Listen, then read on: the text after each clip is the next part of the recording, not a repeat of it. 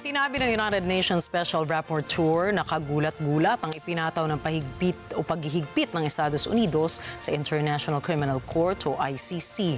Alamin natin ang mga detalye mula kay Yolanda Aspiras. Si International Criminal Court Prosecutor Karim Khan ang unang tinamaan ng economic at travel sanctions na ipinatutupad ni US President Donald Trump. Tinatarget ng sanctions ang War Crimes Tribunal dahil sa pag-iimbestiga nito sa mga mamamayan o mga kaalyado ng US. Kasama sa mga paghihigpit na dati na ring ipinatupad sa unang termino ni Trump ang pag-freeze ng US assets ng mga itinalaga ng ICC at ang pagharang sa kanila at mga kapamilya na bumisita sa Estados Unidos. Para kay UN Rapporteur Margaret Satterthwaite, nakabibigla ang aksyon na ito ng Trump administration. Even though we knew that this was likely to happen, it's a shocking move. It is a true blow to the international rule of law and a direct punch in the face to a court that is the only one the international community can count on to hold to account people who are responsible for the most grave crimes. So honestly, it's shocking. It's unacceptable, and it requires a very robust response from the other member states of the International Criminal Court. Unang nagbukas ang ICC noong 2022. May international jurisdiction ito na litisin ang mga kasong genocide, crimes against humanity, at war crimes sa member states o kung ang isang sitwasyon ay inilapit ng UN Security Council. Ani Satterthwaite, kailangan ng karagdagang aksyon mula sa member states ukol sa paghihigpit ng US sa ahensya.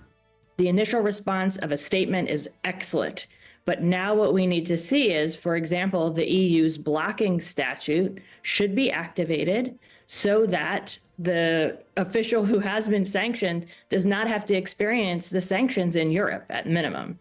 And then I think we also need to expect that there will be additional individuals potentially named. Batay sa kasunduan sa pagitan ng UN at ng Washington, dapat na makabisita si Khan sa New York upang humarap sa UN Security Council ukol sa mga kaso na inilapit nito sa ICC sa Hague.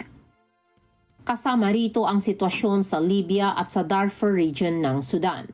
Ani Satterthwaite, malaking suliranin ang targetin ng US, lalo na sa pagtupad ng ICC officials sa mga gampanin nila. But concretely, it is a very serious and problematic thing to be targeted by the US government with sanctions. It means that your assets will be frozen, that you have no ability to use any kind of account that has dollars associated with it, that any kind of assets you might have that would touch the United States would be suddenly frozen, that you cannot get a visa to the US, which could, for a prosecutor of the International Criminal Court, really could throw a wrench not only in his ability to meet with officials, to meet with human rights defenders, with perhaps even witnesses and victims, but also his capacity to easily go to and from the UN headquarters.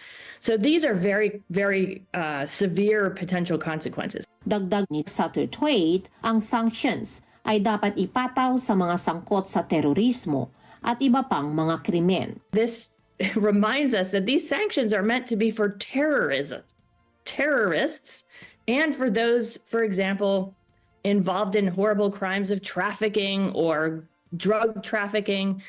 And applying them now to a court implicates human rights lawyers who might be simply trying to get accountability for grave crimes and cooperating with the prosecutor. They could potentially be charged with material support for assisting a sanctioned person. That is shocking. So it's more severe in that way. It's an immediate reaction to the court's activity in a particular situation, in a situation where the international community unfortunately failed to stop grave violations against the people in Gaza. And now we need accountability for that situation. And instead, what we're getting is a powerful state sanctioning, attacking under law, the court. It's totally shocking. And I think for that reason, we need to keep the context in mind. Yolanda Aspiras para sa Mata ng Agila International. Trusted, connected, on point.